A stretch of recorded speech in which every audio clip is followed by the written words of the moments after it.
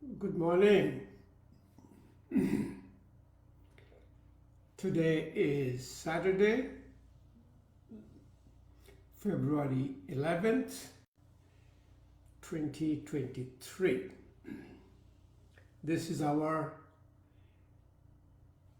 Saturday morning yoga therapy class. Let's do a little sound check first before we proceed.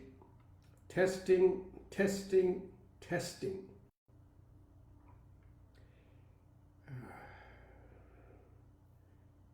Okay.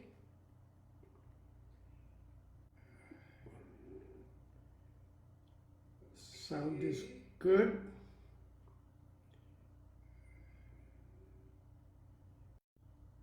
Sound is good. Okay.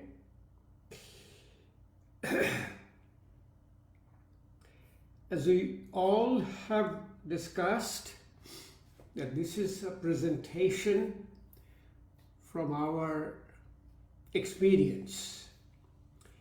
We have been doing it for a long time. We've been doing it in person. After pandemic, we are in a virtual mode. Beginning of the year, we presented how to start a daily routine, daily practice. Then we have went through how to start a daily asana practice, pranayama practice, meditation practice. Next, the most important from yogic standpoint is our gastrointestinal system, what we call a gut health. So today's topic is yoga therapy for gut health. Now let's discuss a little bit before we go to our practice session. What is meant by gut health? The food has been blamed for every chronic disease of our body and mind. In Western medicine, every fault, every problem, everything you have to blame on somebody, something, is your food. The food causing this. But think about one way. The food, a different part of the world eats different kind of food. Look at what Russians eat, look at what Germans eat, what the Mexican eats, what Indian eats, what Japanese eat. So the Western term is that you are what you eat is not applicable in yoga. In yoga, the term is you are what you digest.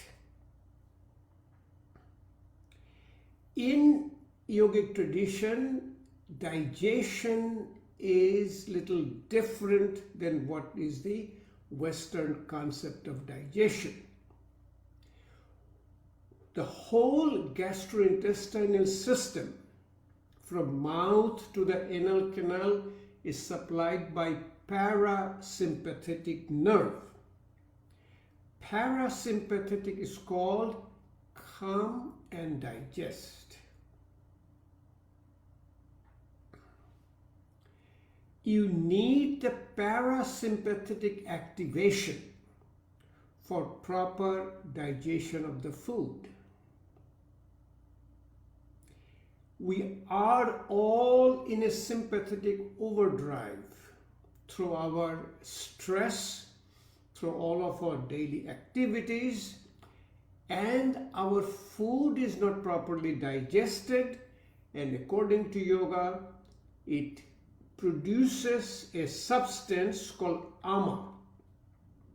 AMA. Ama is the toxic product of undigested food and is the root of all the chronic diseases. It's called MOD, mother of diseases. In Western term, this ama is your high cholesterol, high fat, high uric acid, anything undigested food particle in the blood is the root cause of our chronic diseases. In yogic tradition, digestion is the food which you consume is 7 coloring fruits and vegetables. 7 coloring is the color of your rainbows, which you call a rainbow meal. Violet, indigo, blue, green, yellow, orange, red. Yogic tradition food also have a 6 taste. Astringent, bitter, pungent, salty, sour, sweet. In West we have 4 taste, bitter, salty, sour, sweet. And yoga has a 2 extra. One is called astringent, which puckers, like it's a tannin, like a strawberry, or Indian gooseberry called amloki. When you put in the mouth contracts. Astringent. Pungent is the heat of your chili pepper, like when you put a chili or something hot, it has a different taste, which is called pungent taste. So yoga said that you eat with the 7 coloring fruits and vegetables and the 6 taste, and also eat with your 5 senses. Our 5 senses, you hear the sound of the food. Look at the food, smell the food, taste the food, and touch the food. We all use a knife and fork to eat. It's good, nothing wrong in that.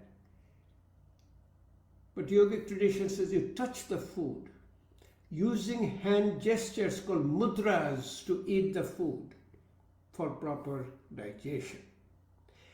The content of the 5 senses is called our mind. So the food is connected to our mind. According to yoga, our food creates our mind.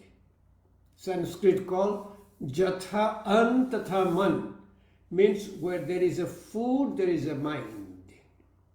Even in yogic tradition, the foods are described as a sattvic, means purity of your mind, rajasic, activity of your mind, and tamasic, the dullness of your mind.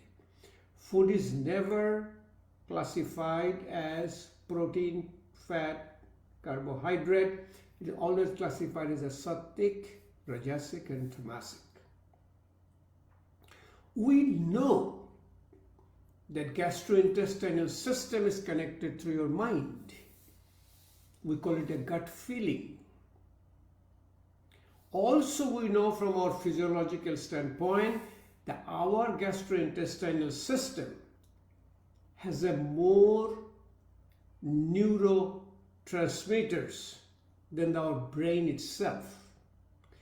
Gastrointestinal system responds to our mind.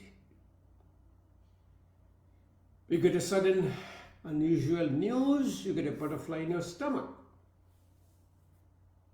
You get some assignment for tomorrow, maybe you have an exam assignment. Today you get a little watery diarrhea. Irritable bowel syndrome, even gastroesophageal reflux, these are all functional disorder from the mind-gut connection. So, what are the steps we need to take for proper gut health? So all of our food is properly digested. Now, what is the process of digestion? According to yoga, we are made of 7 tissues in the body. And a properly digested food converts into 7 tissues. First it converts into rasadhatu, called plasma. Then the Rakta Dhatu, the blood. Then is a Mangsa Dhatu, muscles. Meda Dhatu, the fat. Osti Dhatu, bones and joints.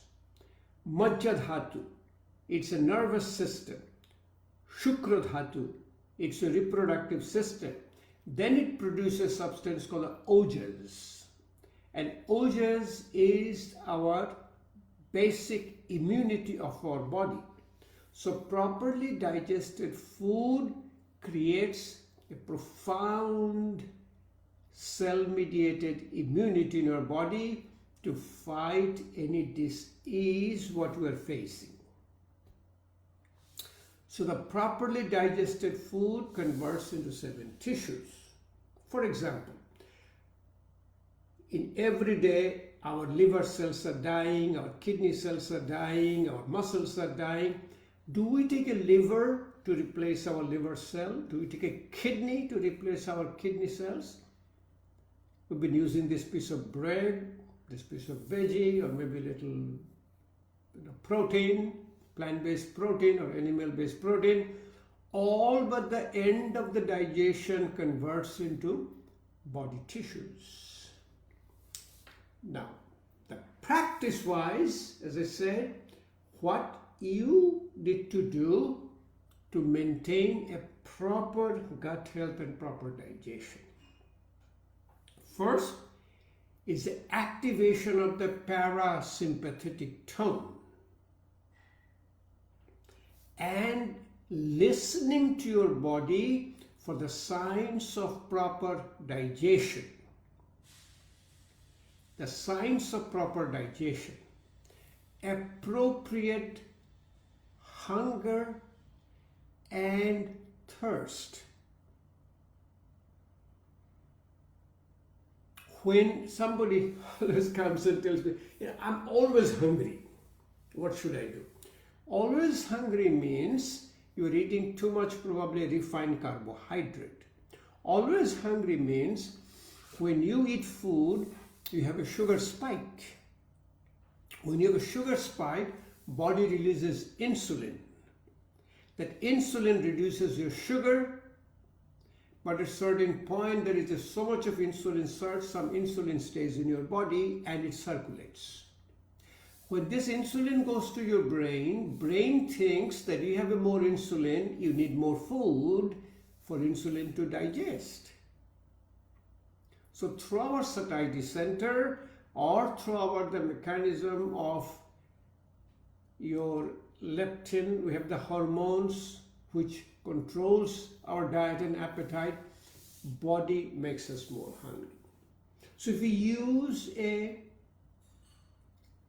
complex carbohydrate, you will get a slow rise and a slow fall of the blood sugar and there will be no sugar spike. We always talk about sugar spike, when a child is jumping up and down, what do you say? Hey, this kid has too much sugar. So the food and the GI tract is connected through your mind. Very, very important. So the one asana which is very relaxing asanas, we call it all the asanas, the relaxing response, relaxing asanas, which you do after eating a meal, is your Vajrasana, thunderbolt. We recommend that you do all the asana practice in empty stomach, and only asana you can do in the full stomach. So we do, after a main meal, we also do a Vajrasana. Before we start the practice and show it to you how we do it, the fundamental principle of activating a parasympathetic tone is the relaxing asanas called Sthiram Sukham Asanam, stillness, happiness in asana, and the pranayama practice. Pranayama, I'm going to show it to you how every pranayama helps you in proper digestion and activating parasympathetic tone. One very important part of our proper health, healing and living is a water metabolism. And this is a discussion everywhere in Western medicine, how much water to drink, when not to drink. And also in yogic tradition, it is not the quality of food, it's a quantity of food and the timing of the food. There's a lot of studies are coming up now that you need to have your main meal during your activity of your daily life. According to yoga and Ayurveda, your main meal is your lunch. Dinner is very small, about 2 to 3 hours before going to bed, because you want the digestion to take place before you go to fall asleep. When you're sleeping, your body is not functioning. When you eat food and go to bed at night, there is a disaster you are creating, because the food is not digesting properly. That undigested food creating a high cholesterol, high sugar, high fat, whatever is the root cause of metabolic syndrome, and the disease is being prevalent in our society today. So proper water metabolism. When you wake up in the morning, we sit down in a squatting pose, we drink a comfortable amount of water, generally about a couple of glasses, and through our proper gastrocolic reflex, we get a proper bowel movement. Yoga suggests you drink a moderate amount of water before your main meal, very little water during your meal, because you don't want to dilute your enzymes which are going to cause your digestion. And have a glass of water about an hour after main meal. Before going to bed, have another glass of water to counteract the insensible perspiration during our sleep. During our sleep, we perspire without knowing. So need to replace that food. So drink a glass of water before going to bed. And then we drink water according to our thirst and according to our intuitive eating. This is called our mindful eating and intuitive eating. For example, for water, your tongue, your lips will be moist. When the tongue gets dry, lips gets dry, you have a dehydration. Your urine should be clear. There should be no concentration of urine. And when the water metabolism is not enough, you get a dehydration, you get a hyperosmolar situation. Hyperosmolality causes a lot of dysfunction of the brain, including your almost loss of consciousness. So the intuitive eating, mindful eating, sign of proper digestion, proper hunger and thirst. After a main meal, you should not be hungry before at least 3 to 4 hours, maybe 6 hours before a main meal. Clear belch. If you belch it, it's a clear smell. Because of the Jathar Agni, you have a digestive fire which will digest the food, so the food doesn't smell. No smell in your excreta, in your urine, in your stool, in your perspiration. If you have any smell, that means the food is not properly digested. You don't need all this perfume in your body. Your perfume is proper digestion of the food.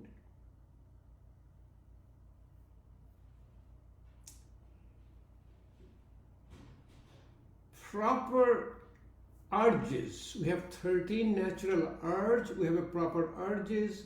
Those are the signs. So most important sign is no smell in your excreta and lightness in your body and mind. When you eat some food and you feel that you are not feeling lightness, you feel heavy, then that is your proper,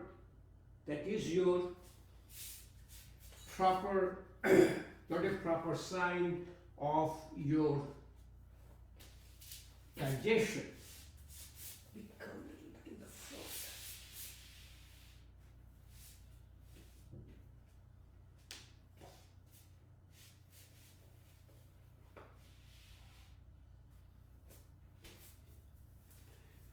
You can see me better.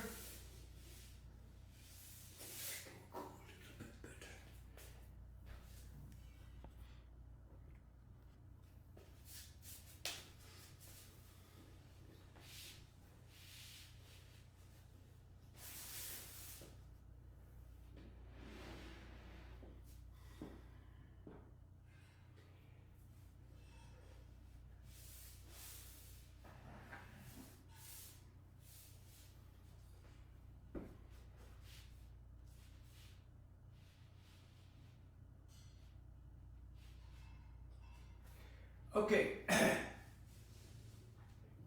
so the same, the proper gut health and digestion.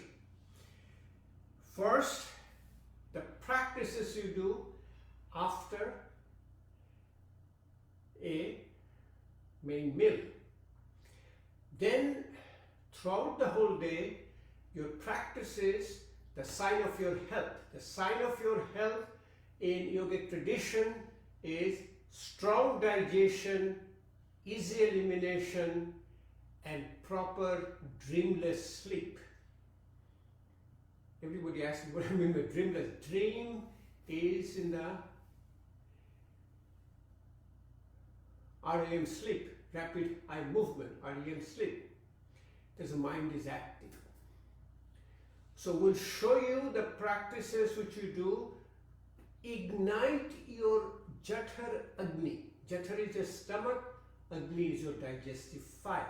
Ignite your digestive fire, and also proper elimination, which is called Shankha Prakshalan. Shankha is a metaphor of intestine, Prakshalan is a cleaning. And this is called a Loghu Shankha Prakshalan. Loghu means mild. It is the 5 asanas which you do a daily practice.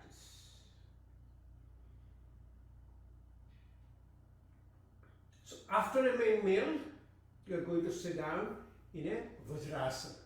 So people all talk about Vajrasana. In a Vajrasana, you can sit down first. You can sit down on your heel, keep your spine straight and look straight. People always ask me how to keep my spine straight. Look straight at the level of your eyes, so that will keep your spine straight. Slowly you can sit down in between your feet. If you feel uncomfortable, that's the reason I was going to show it to you. You can put a small folded,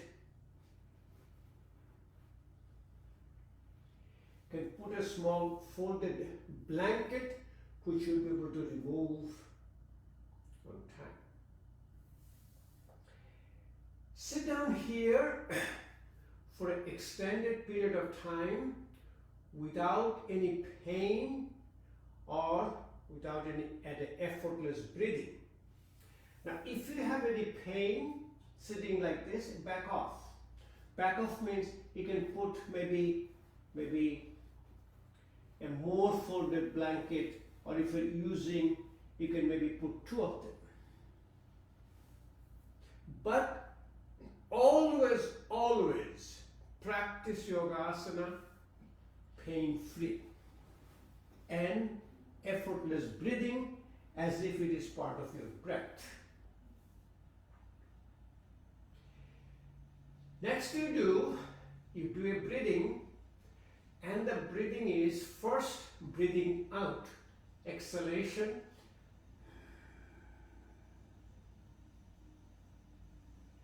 and then breathing in effortlessly and breathe out longer than breathing in.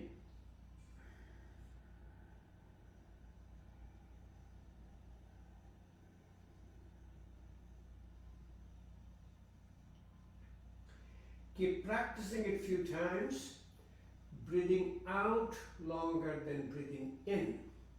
You can easily do count of 2 in, count of 4 out, count of 3 in, count of 6 out.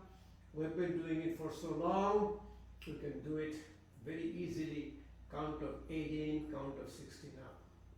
Now you see, I have a saliva in my mouth.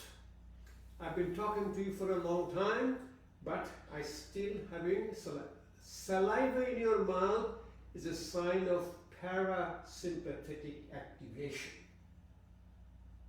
When mouth gets dry, it means you simply have a sympathetic overdrive.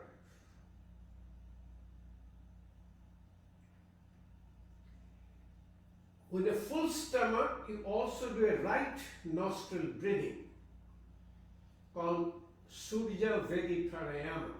Surya Vedi Pranayama is little hitting. It is also helps in little digestion. But don't do any active pranayama with your full stomach. Very, very important concept. Do not do a pranayama in your full stomach. Sit down in this Vajrasana, do a very slow, long exhalation and the right nostril breathing. In this posture, you also do a Mandukasana, but that you do in an empty stomach. So we're talking about a full stomach and what you do in a full stomach, not in a Vajrasana with a long exhalation and a right nostril breathing. Next is also help in digestion, and you can also do it in a full stomach, is your very slow Bastrika Pranayama. Bastrika is a bellows. Slow Bastrika Pranayama is an active inhalation, active exhalation. So you can raise your hand high up, breathe out first, take a deep breath in and breathe out and close your hand with a baby fist called a Balu Mushti Mudra or Adhi Mudra. With the eyes closed, breathe in, breathe out.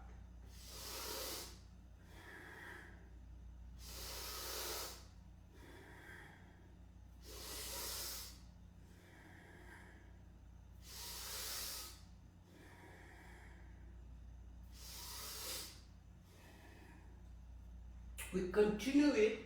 I'm just showing you the technique. Normally, we do a lot faster Bastrika, effortless breathing, but here you do very gentle breathing practices.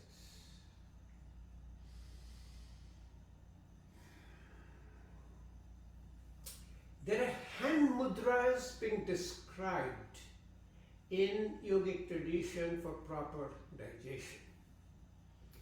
As you said, in a yogic tradition, you eat with your 5 senses. You have an intuitive eating, mindful eating, and the eating is also called a spiritual practice. So you've been hearing, seeing, smell, taste, and touch. When you touch your food,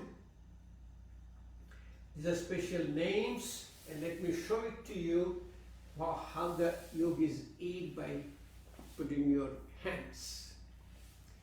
There's a lot of names there, but every name has a Sanskrit meaning. The first name is called your Anno Bhakha Mudra. Let me get up a little bit so you'll be able to see me better. Anno Bhakha Mudra. Anno Bhakha Mudra means you are eating. Anno means food. Bhakha means eating. Mudra is a hand gesture. Why mudra? Because hand connects your body and mind. So the first mudra, Anno Bhakha Mudra, will be like this. You have a food, a piece of bread or a piece of rice or a grain. You pick it up with your fingers, then bring it close to your mouth and push it with your thumb in. Hold the food, push your thumb in. Anno Bhakha Mudra. Second mudra is called Keni Anguli Mudra. Keni means your little finger, Keni Anguli.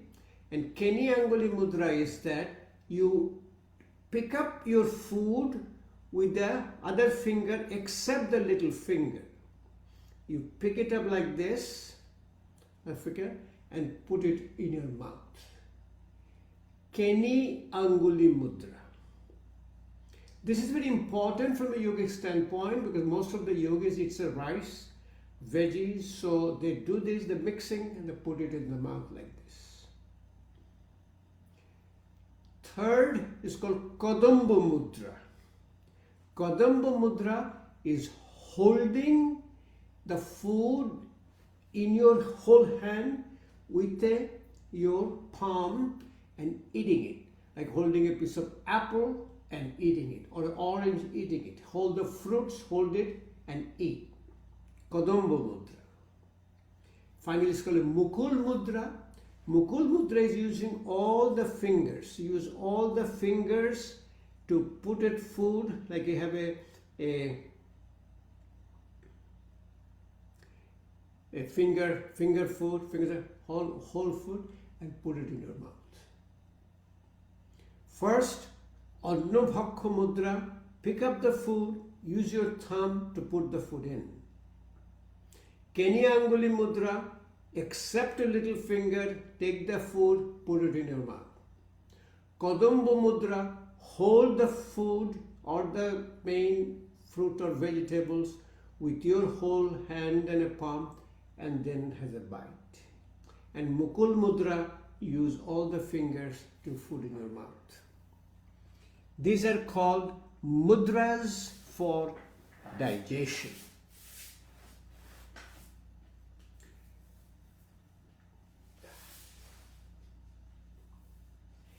In your empty stomach, Mandukasana is a monkey pose. You sit down in a Vajrasana, put your hand in your stomach, push your body down. It massages your stomach. Kapalbhati Pranayama, when you do, sitting down,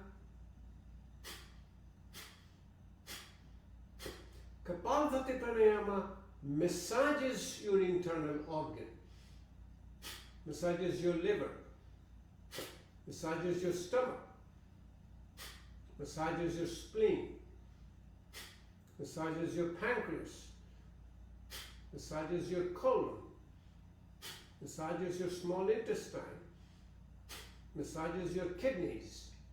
For the women, massages your uterus, massages your tubes and ovaries.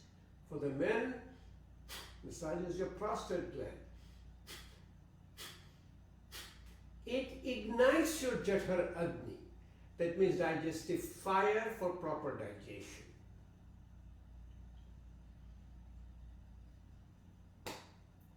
Next is your in a pranayama practice is your Bajra pranayama. Bajra pranayama, that means breath holding in exhalation, Bajra kumbhaka, and is also like a abdominal lock called Uddiyani Bandh.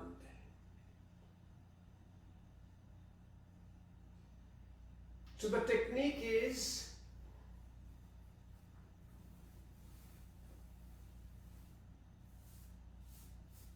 you breathe out first, take a deep breath in,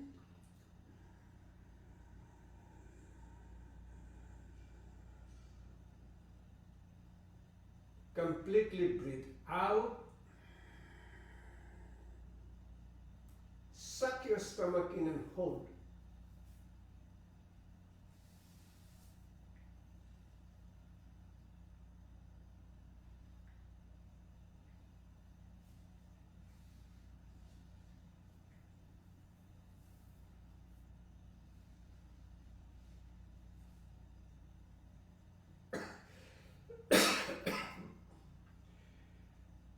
Abdominal lock, Uddiyani Bandh. You can progress a little bit further to cause your Agnisar Kriya. Agnisar Kriya is the abdominal lock, but then massaging the whole abdomen with a moving abdominal wall. I've shown it too many times during my pranayama practice. It will be the same.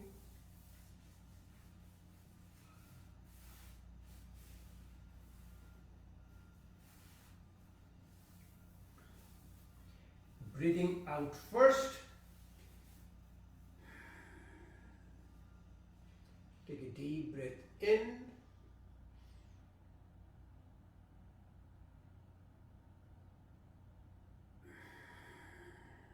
Completely breathe out, suck your stomach in and move the abdominal wall to massage the internal organs. So let's do it without me not being talking in between. Use the Adhi Mudra, helps you relax.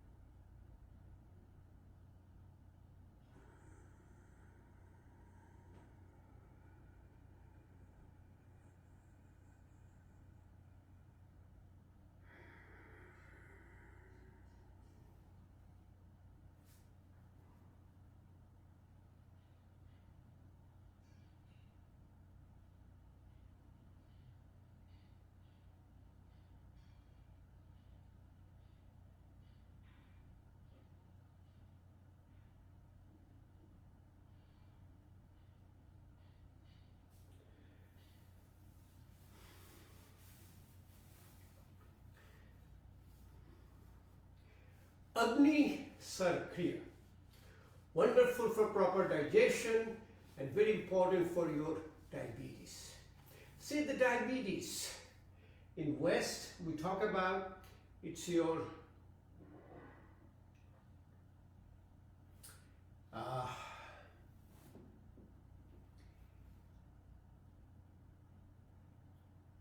insulin resistance, receptors, whatever the mechanism of diabetes is.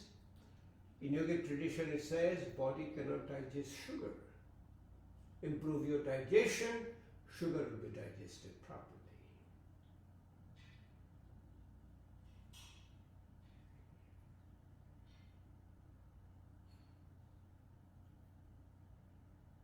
Alternate nostril breathing, Anulom Vilom Pranayama, is also very important, and so as your Bhramri Pranayam, the bumblebee breathing, and your chanting, Om Pranayam and Pranabho Pranayam. We have done all this in pranayama practice. This pranayamas quiets down your mind. quiets down your mind, the mind enters into the phase of parasympathetic activation, which we call a vagal stimulation and activation of the vagus nerve. We also do the pumping and cupping. When you do pumping, cupping, and massage your face, massage your back of the ear, and also massage inside your ear. The branch called the auricular branch of the vagus nerve.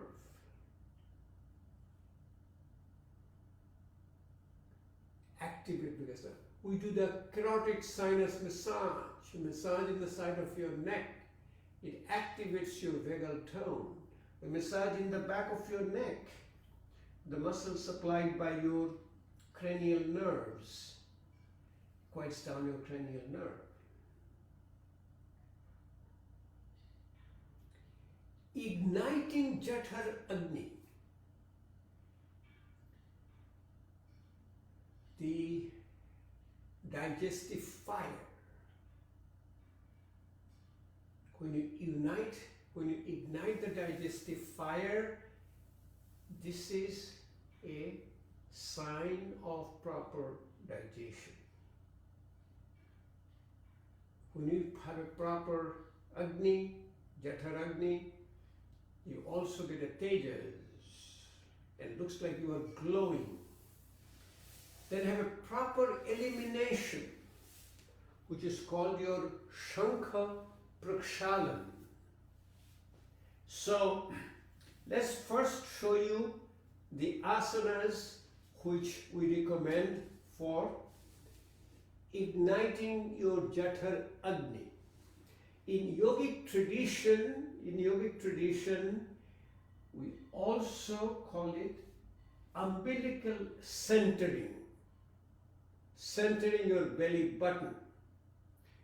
Before all these, we also do a little bit of what is called a Shukha Vyam. Separate your toes. You move a little bit of your ankle joint. These are all part of a relaxation response.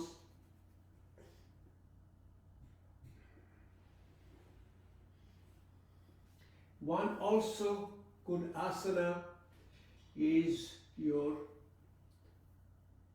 Paschim Uttanasana. Seated forward bend.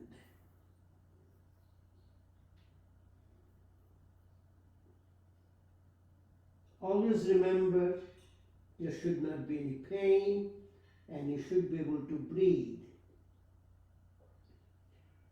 Effortless breathing means you're able to talk, you'll be able to sing.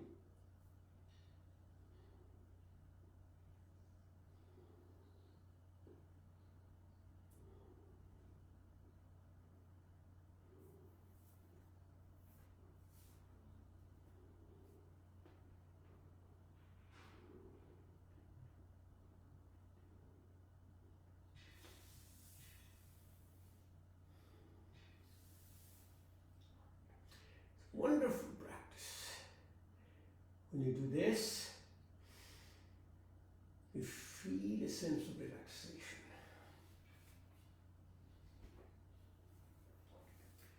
Lay down in your mat. Head, chin should be little lower than your forehead. If your chin is up like this, just put a little bit of a pillow or a folded blanket. As I said, I prefer a folded blanket because slowly you develop your neuroplasticity and you can remove that folded blanket in layers. You can take it out. When you are relaxed, you will see your hands will fall in the ground, touching your little finger and thumb and the whole hand very easily. So these are the things you have to look for. Whole practice of yogasana for all the underlying chronic condition, including your gut health, is a relaxation response. So activation of your Jathar Agni and centering of your belly button. First, Utthita Padasana. Raise your feet high up. Don't go all the way in, chest enough, and stay here. Slowly get your head up and get into a Nokasana, boat pose. From the boat pose, you get into your Pavan Mukta Asana, knee chest position. The Pavan Mukta Asana, you get into your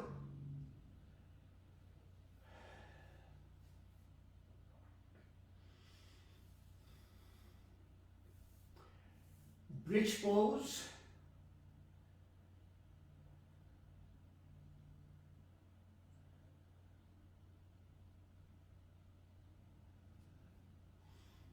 Touch the back of your heel.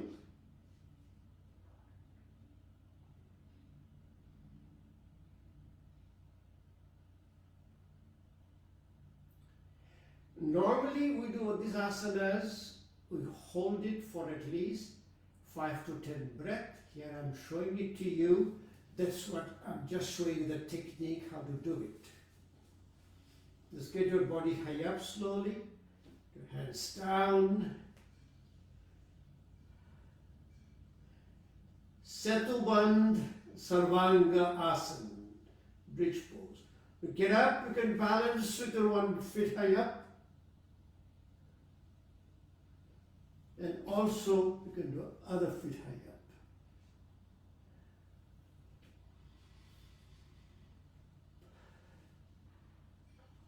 So the 4 asanas,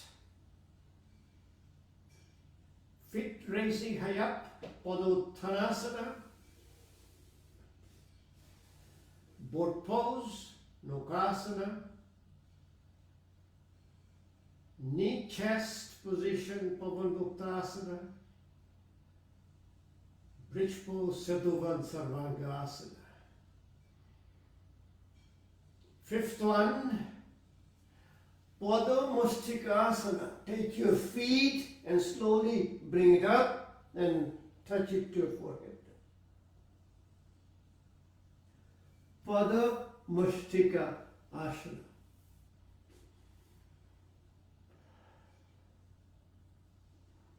Other big name is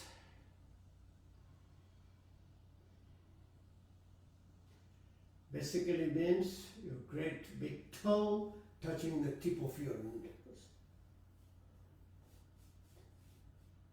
Slowly bring it up, touch it to your forehead or to your nostril. Can you see it?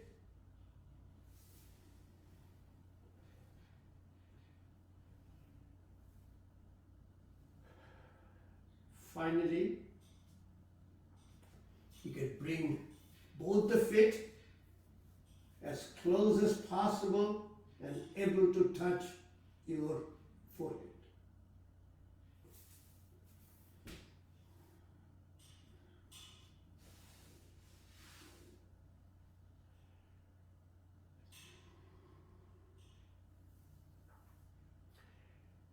Also, when you're laying down, be sure you do abdominal breathing. Like abdominal wall will rise with your inhalation.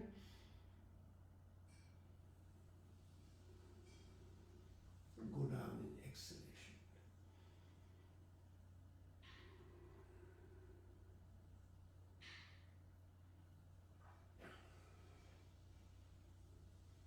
Five asanas to activate your digestive fire, call your Jathar Agni, and also call centering of their umbilicus, belly button.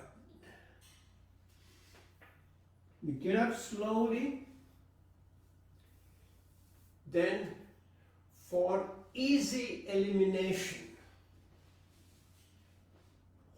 so simple yoga, strong digestion, easy elimination and proper dreamless sleep. Where you learned it from? We learned it from the babies. What is a healthy baby? Healthy baby will eat, sleep and poop. If the baby has anything else other than eat, sleep and poop, the baby is not healthy. So proper elimination starts with the first thing in the morning called Ushapan. As I showed it to you, how to get up, we sleep on our left side. In yogic tradition, we sleep on left side in a fetal position like this. What I was showing it to you would be sleeping like this, the hand. If not, you can always put a little pillow here. I sleep like this all the time. Get up in the morning, keep your right foot straight and slowly push yourself up. Sit down and follow the 90 seconds rule. 30 seconds sitting down, 30 seconds getting up, and slowly 30 seconds to move. You sit down in a squatting pose, Malasana. It relaxes your ankle, your knees, your hips, your back. Put your hands, separate your fingers. This is the fingers. When the hand is relaxed, all the fingers go through like this. But when the hand is relaxed, it's very tight. It doesn't go through. But we're all relaxed. Wrist is relaxed. And see, we know all of this through our health tracker. I have Apple Watch. I've been doing it Apple Watch. I know my whole body physiology being recorded here. Put both the elbows inside. Hand, keep your spine straight. Eyes closed. Breathe out longer than breathing in. No pain, effortless breathing. Believe me or not, all of your food will be digested and no disease will come to you. Dis-ease, D-I-S space E-A-S-E, dis-ease. Treatment of the dis-ease is an effortless ease. When you are in an ease, you treat your dis-ease. First thing in the morning, in this posture, you drink a glass of water. When you drink it in a gulp. 1 gulp, 2 gulp, 3 gulp. When you drink it in a gulp, you start the peristaltic process, contraction. Then when the water goes into your stomach and the stomach stretches a little bit, it also contracts your colon. It's called a gastrocolic reflex. And you get a proper elimination. You also try to eliminate in this posture called a Malasana or a squatting pose. For our Western commodes, we use one called a squatty potty. In squatty potty, you can sit down like this. You get a proper bowel movement. First asana of a Shankha Prakshalan. Shankha is a metaphor of intestine. Prakshalan is your cleaning. Take your right knee, put in front of your left foot. Use your left hand on your left hand and push it towards right. Turn your body to the left.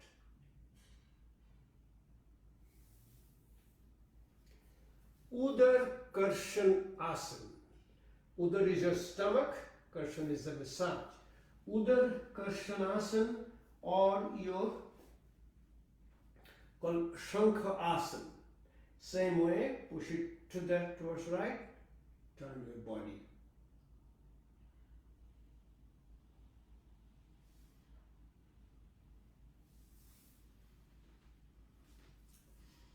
Number one asana for Shankha Prakshalan.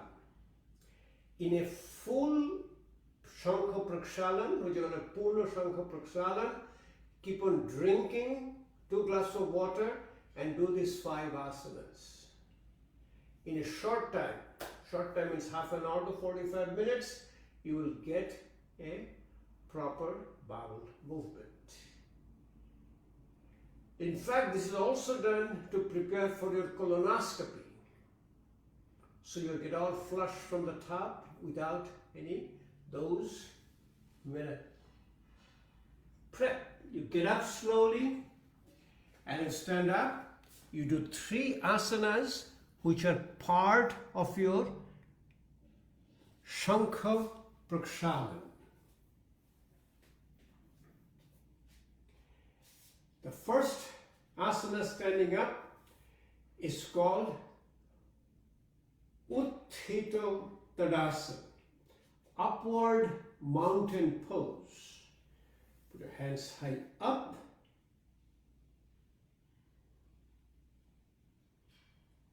And you can cross your hand and slowly get up, tip of your toes and go high up. Utthita Tadasana, upward mountain pose.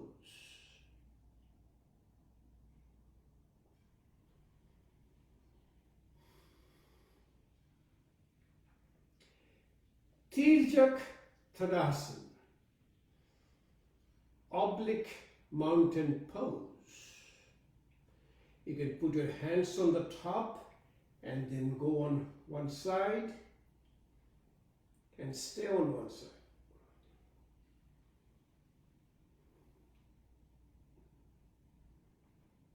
And come back slowly, go to the opposite side.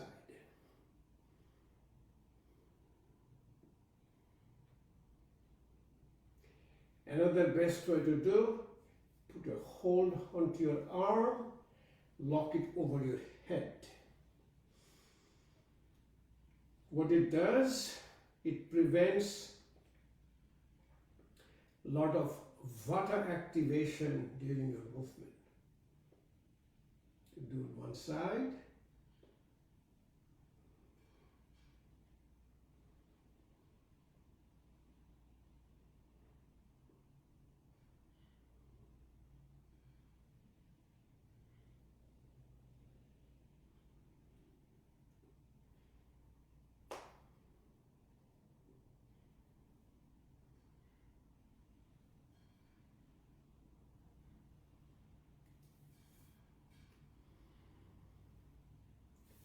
This was number 3 asana for your Shankha Prakshalan.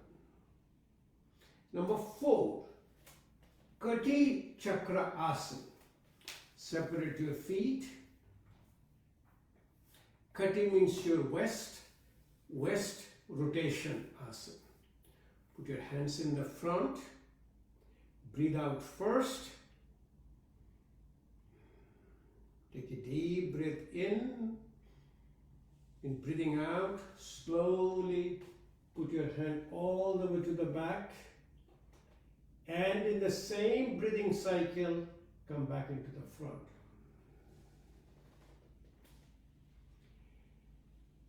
Remember, it's a breathing cycle, it's not how fast or how slow you do. Breathe out first. Take a deep breath in.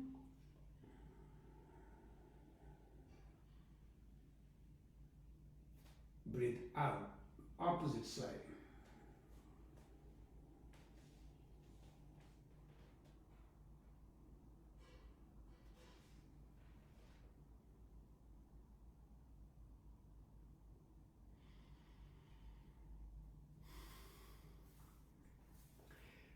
Kati Chakra Asana is also called a moving meditation.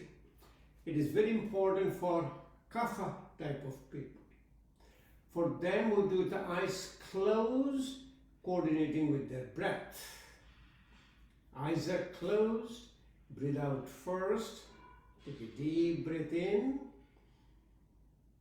and slowly move all the way to the back, paying attention to your breath that you're breathing out.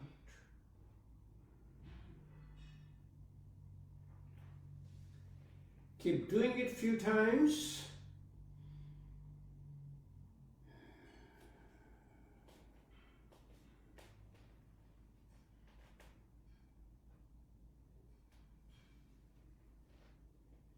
And you will be in a state of meditation, moving meditation. You can also do Kati Chakra Asana by putting your left hand to the back, right hand over the left shoulder, deep breath in, and turn your body to the opposite side.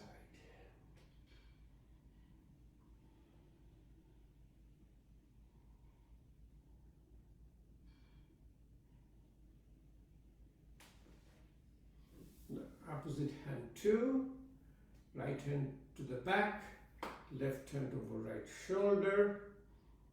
Now, breathe out first, take a deep breath in.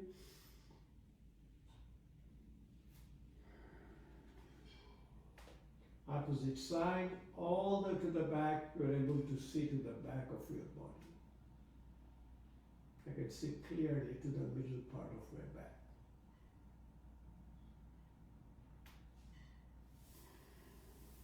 So this is number 4. First one was Shankasana or Udarkarshanasana. Second one is Utthita Tadasana. Third is Tirjak Tadasana. Fourth one is a Kati Chakrasana, West rotation pose. Last one is your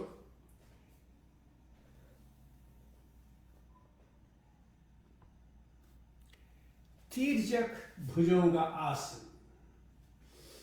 You do a Bhujanga Asana or your Cobra pose. Then keep your feet separated, and in a Cobra pose, you turn to the opposite shoulder and try to look in the opposite feet. This is your Tirjak Bhujanga Asana, number 5 asana of your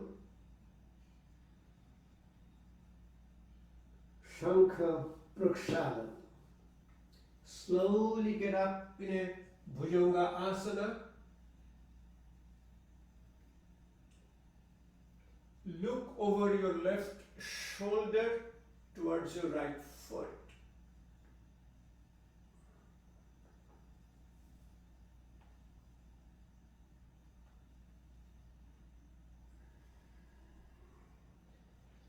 Your feet are separated about the width apart of your mat. Generally in a Bhujangasana, you put the feet together. You slowly get up into your Bhujangasana. Look over your right shoulder towards your left foot.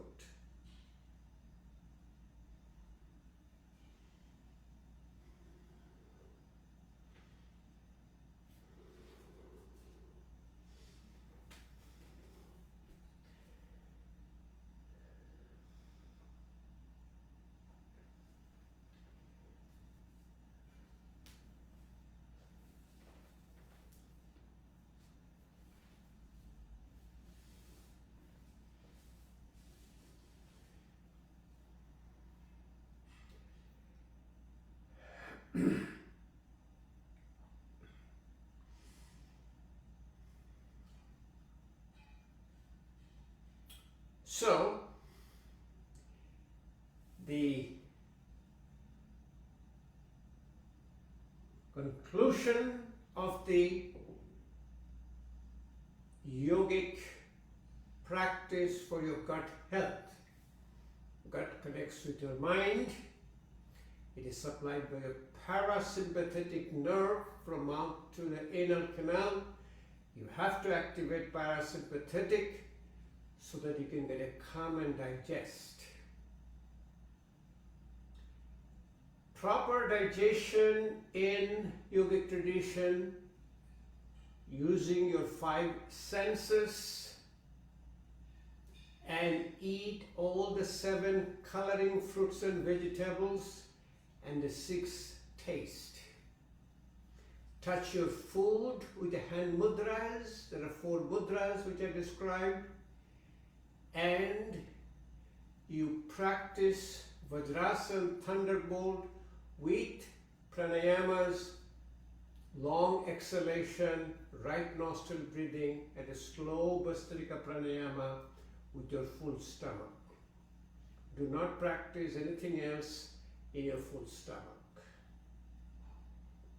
During the morning in empty stomach, you do Kapalbhati pranayama, Agnisar Kriya, which is called abdominal lock, called Uddiyani Bandh, Bhajya pranayama, and Agnisar Kriya. Also do alternate nostril breathing, Anulom Vilom pranayama, Brahmri pranayama, bumblebee breathing, and your chanting. Om pranayama, pranava pranayama, quiet down your body and mind. Have a good night's sleep. And I have described to you before many times how to sleep. And let me show you in a few minutes. Proper sleep is your proper digestion. In the morning, when you finish all the practice after your Ushapan, water drinking, bowel elimination, the breakfast is very light in yogic tradition, in opposing to your Western practice. If you need to have a little bigger breakfast, you eat in between what is called a close to Pitta time. Our Pitta time is between 10 a.m. to 2 p.m. Our morning 6 a.m. to 10 a.m. is your Kapha time, when our Agni, the digestive fire, is low, called Manda Agni, food doesn't get properly digested. 10 o'clock to 2 p.m. is your Pitta time, which is called Tikshna Agni. That means Agni is very strong. You have a main meal, main lunch during that time. And if you have a breakfast, do it around 9 o'clock, so very close to a Pitta time. Do not eat fruits and vegetables with your main meal. Fruits with your main meal. Fruit has an enzyme called intestinal glycoprotein, which interferes with the absorption of your trace elements, and also has another enzyme called cytochrome P450, which interferes with the metabolism of a lot of medications and other products. We eat fruit again as like a 7 coloring fruits, rainbow fruits. Use a blueberry, use a raspberry, use yellow, use white, all the 7 colors of the rainbows as an afternoon snack. Dinner is very light. Maybe just in 1 hour after sunset and about 2 to 3 hours before your bedtime, half the size of your lunch.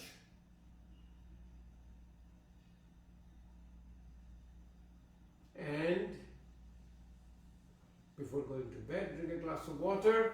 And many yogic and Ayurvedic tradition, they also drink a glass of warm milk with a little bit of turmeric and your called joyful, this is for helps coming down your mind. Also for daily practice and also for a long-term practice, we do a daily jalneti, washing your nose. Jalneti removes all irritations. Jalneti is a very quiet, comfortable and parasympathetic activation. The Vaman Dhoti, Dhoti means your cleansing of your stomach. We do first is called your Vaman Dhoti. We drink a lot of water. Then we put our hand in the stomach, touch your soft palate, water comes out. We call it a Kunjal Kriya, like from the elephant. It is all relaxation response. Bastra Dhoti, you swallow a piece of a cloth, and then cloth goes all into the stomach, then slowly put it out. Danda Dhoti, you drink enough water to fill your stomach, then put a small red rubber catheter and the water comes out like your siphon. A lot of people think about, oh, there is a retching, you can have a memory wise tear, you can have a bleeding from your gastroesophageal junction, but this is a purely relaxation response.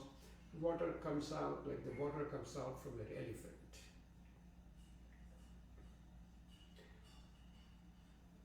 We have a Shat Kriya, we have a 6 Kriyas or actions for your physical body, which are very good for your GI health. One is Tratak, using a flame and looking at it, taking a voluntary control over involuntary function, basically taking control of your autonomic nervous system. Nasya, cleaning your nose and also putting your oil in your nose.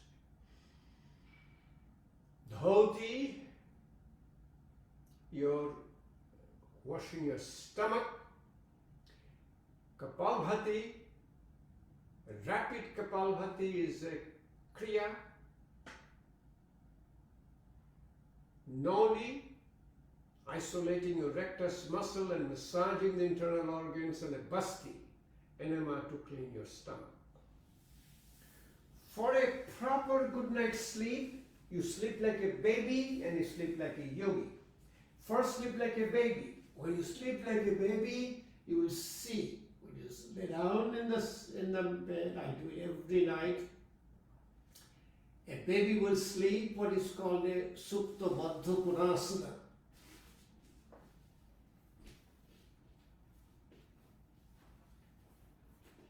A baby will sleep, putting your feet together and knees on the side, hands are on both sides. If your knee has a support problem, you can put a couple of pillows or folded blanket and stay here. Telling the technique, but you practice it more. You first practice with your abdominal breathing. Breathe in, stomach will go high up. Breathe out, abdominal wall will go in. Practice about 15 to 20 times.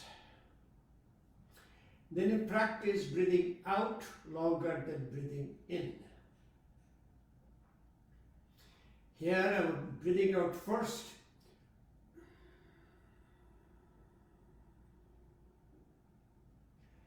Breathe in with a count of 5. Breathe out with a count of 10.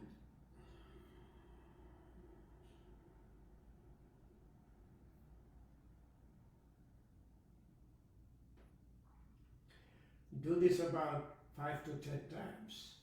It extends your exhalation and parasympathetic tone. Breath holding. Breathe in for a count of 4 in. Hold for 16. Breathe out with a couple of number 8. 1 is to 4 is to 2. Do it also about 5 to 10 times. Breathe out first.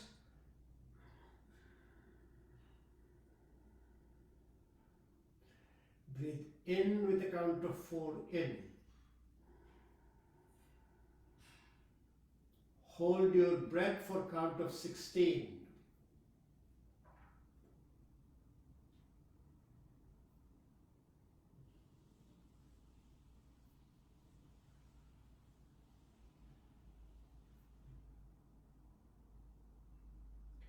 Breathe out with a count of 8 out.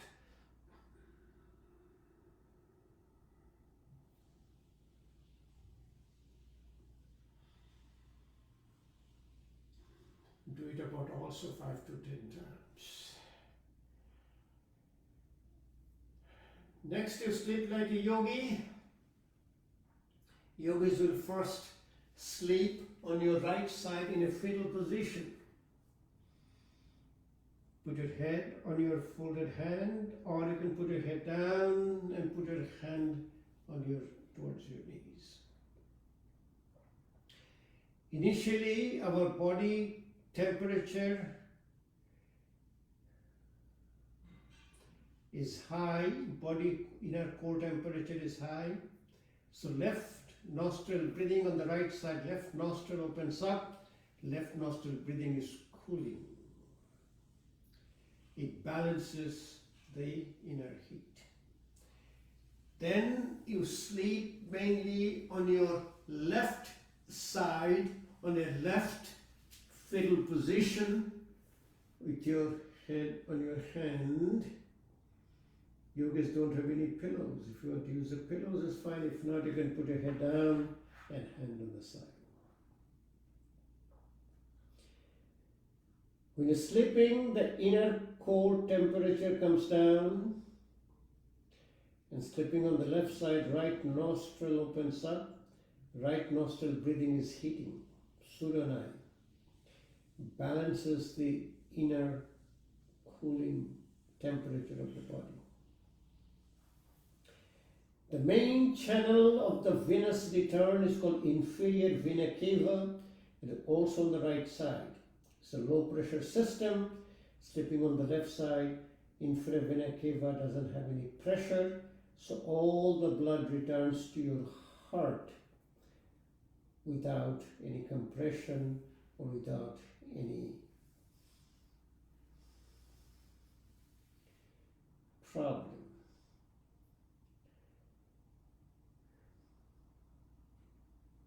Venous return is better, which is called a preload.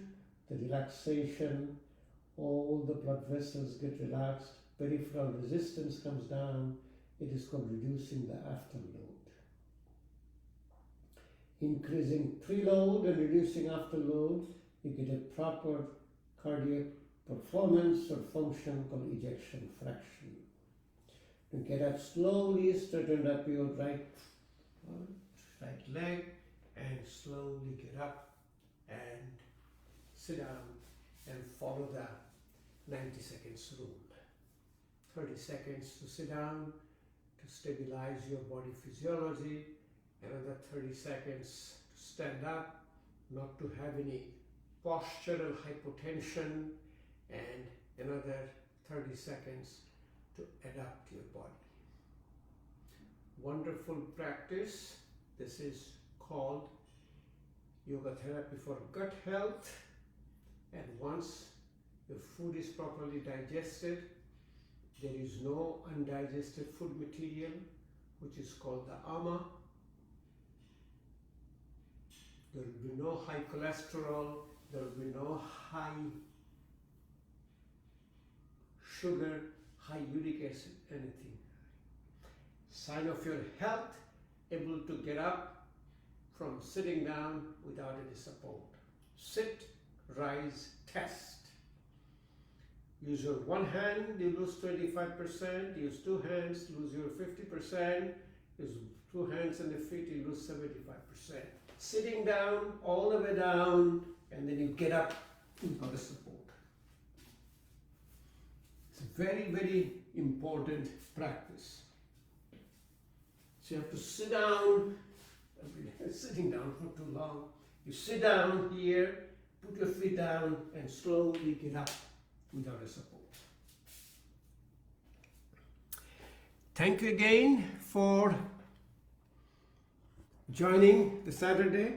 Next weekend, I have to teach a yoga teachers training course on Ayurvedic yoga therapy.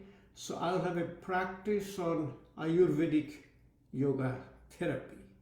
But that will be the time when all the students will join us.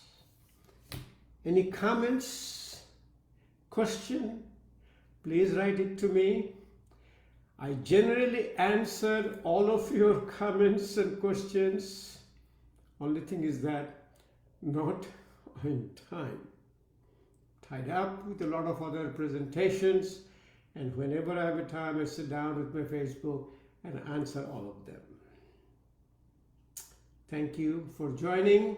See you again in next Saturday.